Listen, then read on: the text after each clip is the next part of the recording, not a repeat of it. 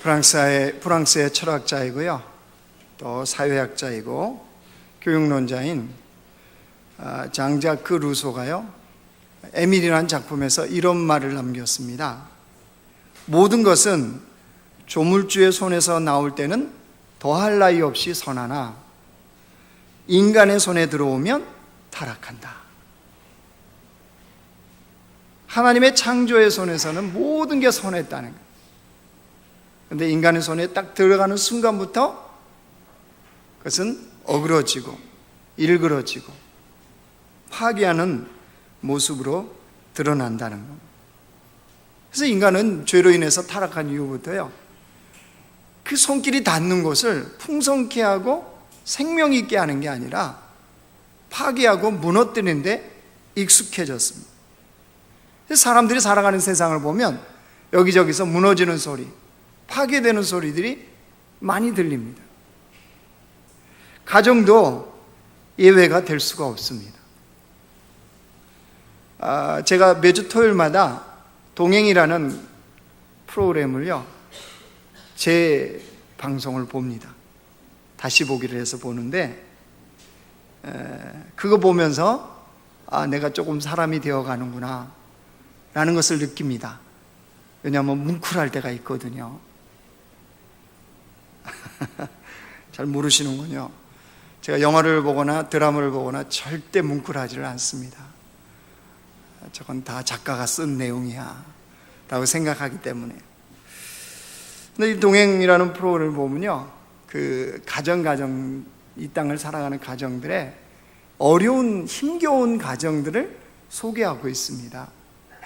그래서 물론 세상 사는데 힘들지 않는 가정이 어디 있겠습니까? 이런저런 어려움들로 다 가정들이 힘겨워할 수 있죠. 또 더 힘든 가정도 물론 있을 수 있습니다. 근데 저는 그걸 보면서요, 항상 제가 하는 말과 속에서 화가 나는 게 있어요. 뭐가 있냐면요, 결손가정들이에요. 결손가정. 이런 거예요. 가정에 어떤 어려움이 닥치잖아요. 재정적인 문제든 어떤 문제가, 가정에 어려운 문제가 닥칠 수 있잖아요. 자녀 문제든. 근데 그런 어려운 문제를 딱 만나면 엄마나 아빠 중에 한 사람이 집을 나가버린다는 거예요. 다 팽개쳐 놓고. 아니면 이혼한다든지. 그러니까 남아있는 한 사람은 자녀를 양육해야 되고요, 가정이 어려웠잖아요. 경제적인 책임도 져야 되고요. 그러니까 이게 이중 삼중으로 고통을 겪는 거예요. 같이 하는 사람이라도 있으면 집은 그렇게 맡겨놓고 밖에서 힘있게 일하면 되잖아요. 근데 못하는 거예요, 대부분이. 왜냐면 아이들이 가까이에 있어야 되니까 제대로 된 직업을 가질 수가 없는 거예요. 그러니까 고통에 고통이 더해지는 거예요. 어려움에 어려움, 더 코너로 몰리는 걸 보면서 참, 아빠가 남아있으면 엄마가 없고 엄마가 남아있으면 아빠가 없고, 이런 가정들이요. 거기에 아이들이 방치되어 있는 이런 모습들, 상처를 안고 살아가는 모습들, 이거를 보면 참 속에서 저도 모르게 막 화가 나더라고요. 가정에 어려움을 겪는 가정이 왜 없겠습니까? 거기에 소개되는 가정들 중에는요, 힘들고 어려워도 부부가 가정의 울타리를 잘 지키는 사람들이 있어요. 그래서 서로 격려도 하고 위로도 하면서 힘겹지만 같이 미래를 바라보면서 달려가는 가정들, 그런 가정들은 참 아름답게 느껴지더라고요. 물론 그런 어려운 형편에 처한 사람들, 저를 화나게 했던 그 사람들도 하고 싶은 말이 있을 겁니다. 자기의 마음대로 되지 않아서 어쩔 수 없어서, 도저히 견딜 수 없어서 그럴 수밖에 없었다라는 이유와 핑계를 분명히 말할 수 있어요. 그래서 우리가 지난주에 우리 개인도, 가정도, 교회도, 우리 자녀들도 누가 세워야 된다고요? 하나님이 세우셔야 된다. 하나님이 세우셔야 된다는 그 진리를 우리가 지난주에 깨닫지 않았습니까?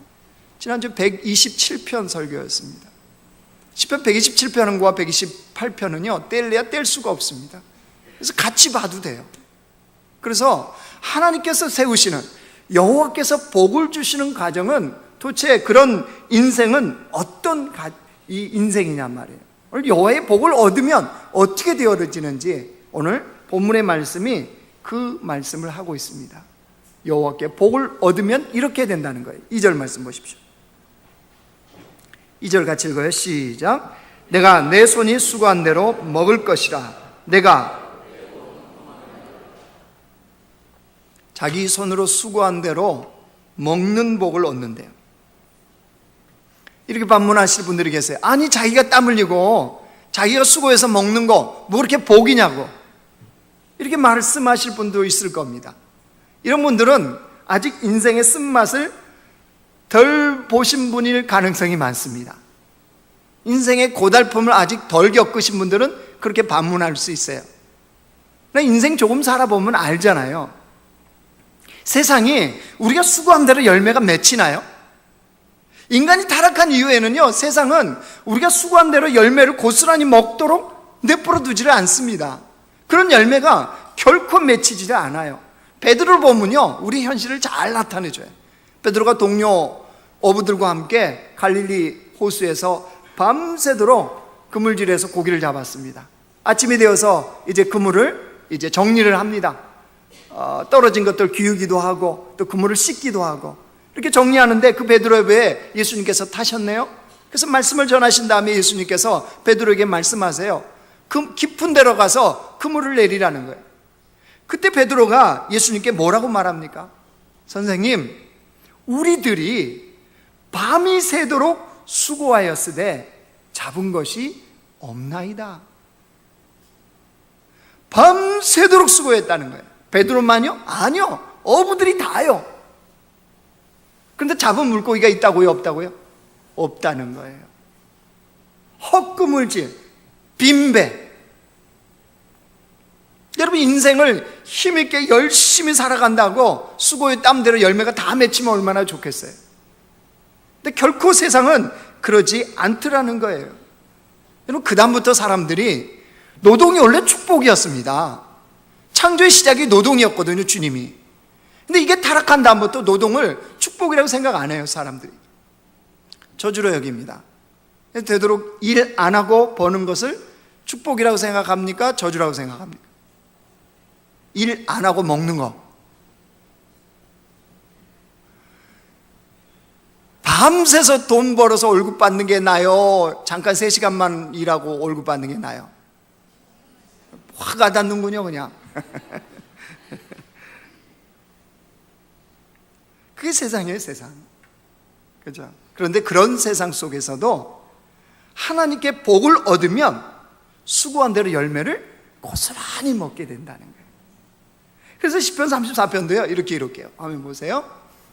같이 읽습니다. 시작. 젊은 사자는 궁핍하여 줄일지라도 여호와를 찾는 자는 모든 좋은 곳에 부족함이 없으리로다. 모든 좋은 곳에 부족함이 없는 인생이 있다는 거예요, 이 땅에. 그죠? 뭐 하는 자에게요? 여호와를 찾는다는 것은 여호와께서 복을 주시면, 여호와를 찾는 자에게 하나님은 복을 주시는데, 그런 자들은 모든 좋은 곳에 부족함이 없다는 거예요. 그래서 하나님께 복을 얻으면 첫 번째요, 수고의 열매를 먹게 되는 거예요. 이게 복이에요. 두 번째 복은요, 가정해 주십니다. 3절 보세요. 3절 같이 읽습니다. 시작. 내 집 안방에 있는 내 아내는 결실한 포도나무 같으며 내 식탁에 둘러앉은 자식들은 어린 감람나무 같으리로다. 가정이 이런 복을 받는다는 거예요. 근데 가정에 아내와 자녀가 이 복을 받는데, 아내가 어떻대요? 결실한 포도나무 같대요. 우리 남편분들 이 부분에 잘 들으셔야 돼요. 집에 있는 아내가 결실한 포도나무와 같다는 거예요. 그 포도나무 잘라버리고 싶어요?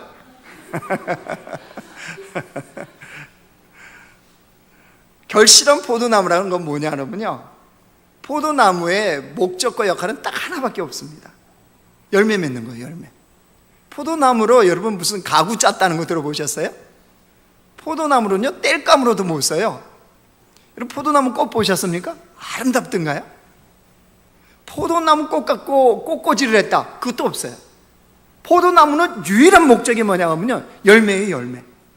그러면 그 포도나무가 풍성한 열매를 맺었다, 그걸 보는 농부의 기쁨은 어떨까요? 굉장히 크겠죠? 그와 같다는 거예요. 남편이 집에 있는 아내를 보면 굉장히 기쁜 거예요. 막 너무 좋은 거예요. 남편분들, 그런 아내가 있는 집이라면 빨리 들어가겠어요? 방황하겠어요? 보기도 아까워서 방황하다가 들어가요? 그런 아내, 보기만 해도 기쁨이 되는 아내가 있다면 당연히 집에 들어가겠죠. 근데 그 일을 누가 하신다고요? 여호와 하나님이 하신다는 거예요. 남편이 그렇게 바꾸는 게 아니에요. 여기서 결실한 포도나무라는 건 뭐냐면요, 아내가, 여호와께서 복을 주시면 집에 있는 아내가 내면이요 성숙되어진다는 거예요.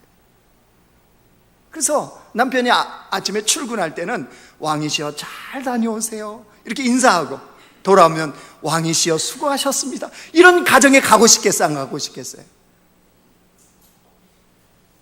너무 비약했어요? 여러분, 아내의 내면이 성숙되게 해주신다는 거예요, 하나님이요. 그러면 그런 가정에 얼마나 기쁨이 넘치겠습니까? 여호와께 복을 얻은 가정의 아내는 그렇다는 거예요. 자녀가 뭐라고 그랬대요? 어린 감람나무 같다. 이 감람나무는 여러분 그 기름을 짜는데 쓰는 열매로 기름을 짜지 않습니까? 근데 감람나무의 특징은요, 끈질긴 생명력이에요. 그래서 감람나무는 생명이 굉장히 깁니다. 2000년 동안 살아있는 나무도 있습니다. 그래서 그 열매를 끊임없이 내는 거예요. 그러니까 자녀가 어린 감람나무 같다는 건 무슨 말이냐 그러면요, 가능성이 있다는, 가능성. 자녀가 위대한 가능성이 있는 정말로 강력한 사람으로 자라나게 된다는 거예요. 그게 어린 감람나무 같다, 우리가 꿈꾸는 영적 거인. 이런 자녀도 누가 복을 주시면 그렇게 된다는 거예요? 그렇죠. 여호와 하나님께서 복을 주시면 자녀들이 어린 감람나무와 같은 이런 복을 받는다는 거예요. 남자분들, 이런 가정에 복을 받으면 좋겠죠, 우리 가정이. 할렐루야. 소망 있어요, 남자분들? 아내가 아무리 그래도 하나님께서 하시면 돼요. 아멘. 우리가 생일 챙겨주고 결혼기념일 챙겨주고 다 챙겨줘도 안 될 때는 안 되더라고요. 그죠? 왜 기념일은 꼭 남자가 해야 돼요? 나는 참 이해 못할 게 하나 있어요. 같이 결혼했는데 왜 남자가 결혼기념일에 선물 준비해야 돼요? 그건 나중에 한번 따져보고요. 아무튼 가정에 이런 복을 받는다는 거예요. 자, 세 번째 복이 있어요. 자, 5절 6절 보세요. 5절 6절 같이 읽습니다. 시작. 여호와께서 시온에서 내게 복을 주실지어다. 너는 평생에 예루살렘의 번영을 보며 내 자식의 자식을 볼지어다. 이스라엘에게 평강이 있을지로다. 이게 무슨 말이냐 그러면요, 세 번째로는, 그러니까 첫 번째 수고의 열매를 먹는 복을 주신대요. 두 번째는 가정이 복을 받고요, 세 번째로는 그가 속한 공동체가 복을 받는다는 거예요. 그가 속한 교회, 하나님 복을 주신다는 거예요. 그가 속한 직장, 회사, 거기에 복을 주님이 주신다는 거예요. 그가 가는 학교가 있다 그러면 학교가 복을 받는다는 거예요. 누가 복을 주시면요, 여호와가 복을 주시면. 근데 그 당대의 그 번영이 그렇게 그쳐버리는 것이 아니고 6절에 내 자식의 자식을 볼지어다 그랬죠. 이건 뭐냐 그러면 다음 세대까지 번영이 이어진다는 거예요. 여러분, 우리 때문에 내가 속한 공동체가 복을 받는다, 굉장히 근사하지 않습니까? 내가 그 회사 가면 회사 매출이 100배, 1000배로 막 올라가는 거예요. 어때요? 별로 안 근사해요? 근사하잖아요. 내가 그 교회만 가면 막 부흥이 되는 거예요. 할렐루야. 거꾸로도 있어요. 내가 가기만 회사가 문을 닫고.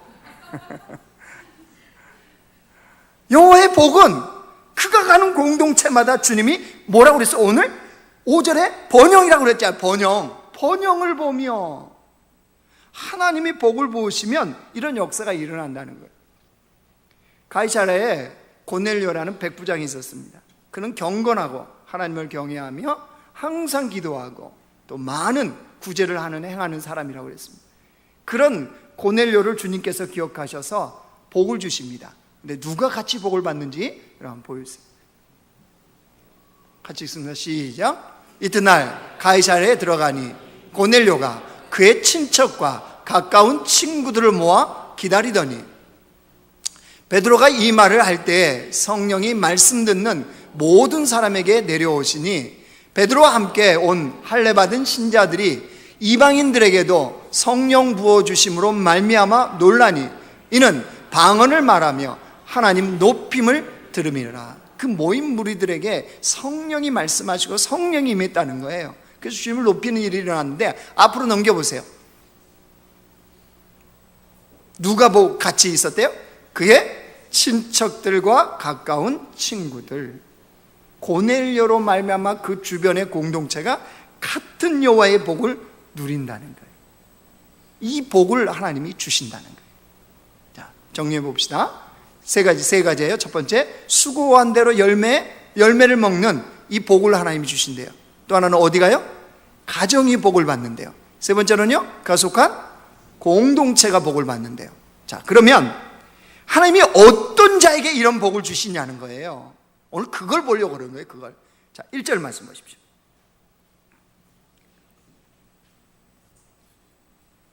시편 128편 1절 시작. 여호와를 경외하며 그의 길을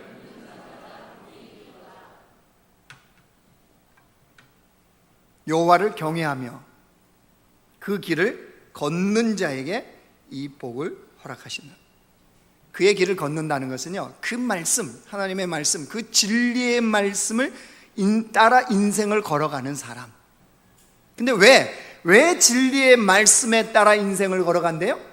여호와를 경외하기 때문에. 여호와를 경외한다는 게 뭐예요? 하나님을 두려워하고 그를 존경하는 것. 이게 여호와를 경외하는 거예요. 하나님을 두려워하고 하나님에 대해서 존경하는, 즉 하나님의 하나님 되심을 인정하는 삶의 태도. 여러분, 그리스도인의 가장 기본적인 태도는 여호와를 경외하는 거예요. 여러분, 이것이 얼마나 중요한지 하나님의 성경에 얼마나 여호와 경외에 대해서 말씀을 많이 하신지 모릅니다. 오늘 특별히 우리가 좀 찾아보기로 원합니다. 신명기 10장 한번 찾아봅시다. 신명기, 구약성경 넘어가세요. 신명기 10장 278쪽입니다. 신명기 10장 12절입니다.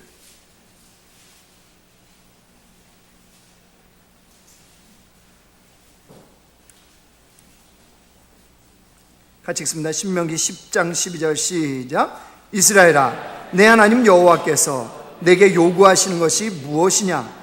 곧 내 하나님 여호와를 경외하여 그의 모든 도를 행하고 그를 사랑하며 마음을 다하고 뜻을 다하여 내 하나님 여호와를 섬기고. 하나님께서 자기의 백성에게 무엇을 요구하신다고요? 여호와를 경외하는 것. 그 말씀의 길을 행하고 사랑하고 마음을 다하고 뜻을 다하여 여호와를 섬기는 것은 무엇 때문에요? 여호와를 경외하기 때문에. 그런 자에게 13절에도 뭐라고 했어요? 내가 오늘 내 행복을 위하여. 그런 자에게 여호와의 복을 주시고, 그런 자에게 하나님의 말씀을 주시고, 그런 자에게 하나님의 은혜를 베푸신다는 거예요. 어떤 자에게요? 여호와를 경외하는 자에게. 한번 더 찾아봐요. 역대하 19장이요. 좀 더 뒤로 가보십시오. 역대하 19장.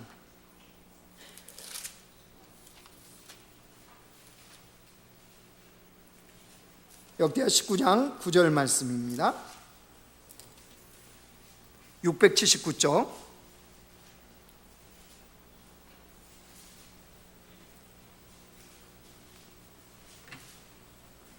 구약성경 679쪽입니다. 역대하 19장 9절 시작. 그들에게 명령하여 이르되 너희는 진실과 성심을 다하여 여호와를 경외하라. 진실과 성심을 다해서 뭐 하래요? 여호와를 경외하라. 하나만 더 찾아봐요. 잠언 1장이요. 시편 우리 뒤에 있는 잠언 1장.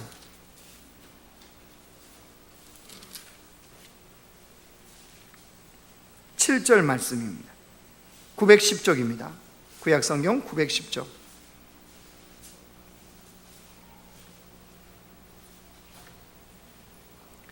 잠언 1장 7절 말씀 시작. 여호와를 경외하는 것이 지식의 근본이거늘 미련한 자는 지혜와 훈계를 멸시하느니라. 여호와를 경외하는 것이 지식의 근본이다. 그죠? 사람의 본분됨, 사람의 근본, 지혜, 이런 건 다 뭐라고요? 여호와를 경외하는 데서 오는 거예요. 여호와를 경외하라. 이게 우리에게는 중요한, 여호와를 경외하는 자에게 하나님은 수고의 열매를 먹게 하시고 가정에 복을 주시고 또 공동체에 복을 허락하신다는 거예요. 그러면 여호와를 경외하는 삶이 뭐예요? 그가 여호와를 경외하는지 어떻게 알 수 있습니까? 내가 여호와를 경외하는 삶을 산다는 걸 어떻게 아냐 말이에요. 그 특징이 있습니다. 여호와를 경외하는 사람은 죄를 멀리합니다. 여호와를 경외하는 사람은 죄를 멀리하는 삶을 추구합니다. 그리고 우리가 예수님을 믿고 예수님을 사랑하며 살기를 원합니다. 그 삶을 우리는 달려가고 싶어 합니다. 항상 그런데 우리의 삶에 무겁게 짓누르는 게 뭐냐면 죄입니다. 죄. 예수님이 십자가에서 죄와 사망의 권세를 다 무너뜨리셨습니다. 그런데 현재의 삶에는, 우리의 현실에는 여전히 죄의 유혹이 다가온다는 거 아십니까? 그래서 정말로 여호와를 경외하며 그 말씀을 따라 길을 걷고자 하는 자들은요, 죄에 대해서 민감합니다.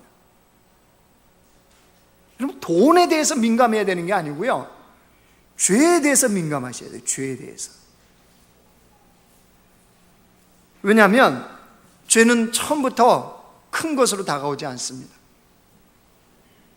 죄는 처음에 작은 것으로 옵니다. 별거 아닌 것 같은, 정말 아무것도 아닌 것 같은, 근데 어느 순간 보면요, 감당할 수 없는 것으로 바뀌는 것이 죄입니다. 그래서 야고보서 1장에는요 이렇게 기록하고 있습니다. 같이 읽습니다. 시작. 오직 각 사람이 시험을 받는 것은 자기 욕심에 끌려 미혹됨이니 욕심이 잉태한 즉 죄를 낳고 죄가 장성한 즉 사망을 낳느니라. 뭐로부터 출발해요? 욕심으로부터 출발하죠. 욕심, 작은 욕심 내려놓을 수도 있죠. 포기할 수도 있습니다. 근데 그 욕심이 잉태를 한대요. 잉태를 하면 욕심이 이제 죄를 낳습니다. 그렇죠? 욕심이 뭘로 나요? 죄요, 죄. 욕심이 죄로 바뀌고 죄가 이제 점점점 커져서 결국 뭘로 온대요? 사망이요, 사망. 이게 죄의 특성이에요, 죄의 특성. 자그만 그 모양, 그 자그마한 곳으로부터 죄는 사망에 이르게 한다는 거예요. 예수님이 공생애를 시작하기 전에요, 성령에 이끌려서 광야로 가십니다. 40일 동안 금식한 다음에 사단이 예수님을 시험하십니다. 여러분, 여기서 우리가 알아야 되는 게 있습니다. 성령 충만해도 죄의 유혹은 옵니다. 성령 충만해도 죄의 유혹은 와요. 왜일까요? 하나님이 그 유혹은 막아놓지 않으셨어요. 그 유혹 자체는요 죄가 아니에요. 근데 유혹은 우리를 죄로 이끌어가는 향기예요, 향기. 우리를 죄로 초청을 해요.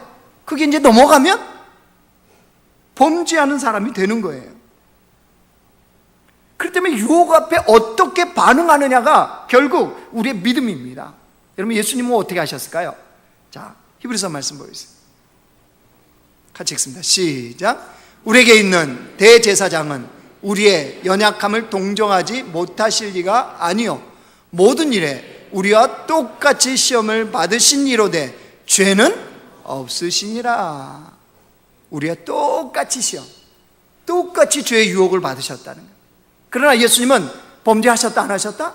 하지 않으셨다는 거예요. 왜요? 왜 그러셨을까요?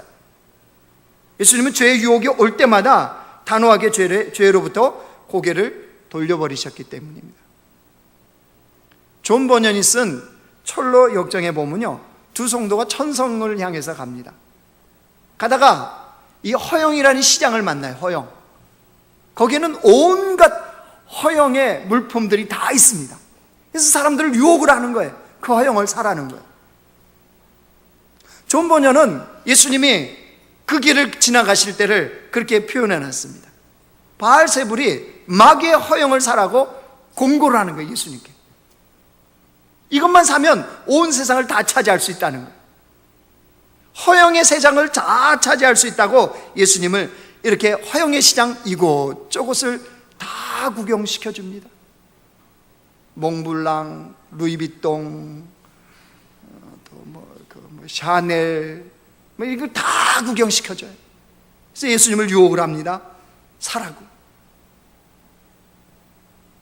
근데 예수님은 그냥 지나가십니다. 돈을 한 번도 안 써요, 그걸 사는데. 결국 예수님은 허영의 그 시장에 대해서 무관심하게 그냥 지나가 버리십니다. 죄의 유혹을 이기셨다는 거예요. 어떻게 가능하셨을까요, 예수님은? 어떻게 이게 가능하죠?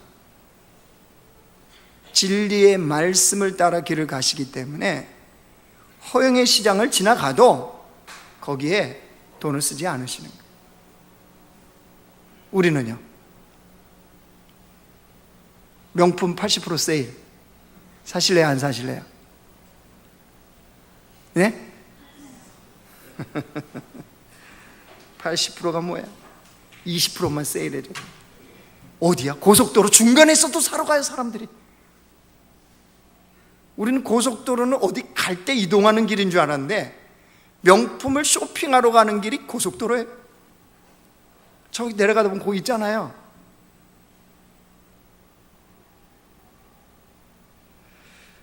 여러분, 하나님을 경외하며 그 진리의 말씀을 따라 걷는 자들은 죄의 유혹을 이길 수 있습니다. 그런 자들이 하나님의 복된 길을 걸을 수 있는 자들이 된다는 사실입니다. 말씀을 정리하겠습니다. 우리의 수고, 우리의 가정, 우리 공동체가 여호와로부터 오는 복을 받아 누리는 곳이 되어야 되지 않겠습니까? 이를 위해서는 예수님을 믿는 우리가 철저하게 여호와를 경외하는 백성으로 이 땅을 살아가야 됩니다. 죄를 멀리해야 됩니다. 죄는 모양이라도 여러분 버릴 수 있어야 됩니다.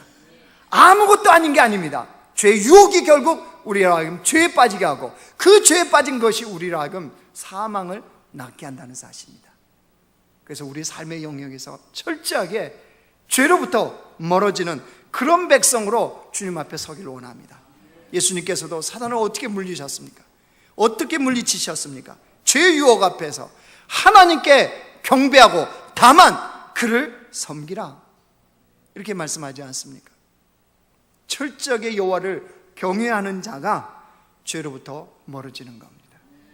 우리 삶의 영역에 죄의 자그마한 것이라도 있다면 다 물리치기를 원합니다. 그래서 그 말씀의 그 진리의 길을 걸음으로 말미암아 하나님으로부터 오는 그 복을 받아 누리는 하나님의 백성들이 되시길 주님의 이름으로 축원합니다.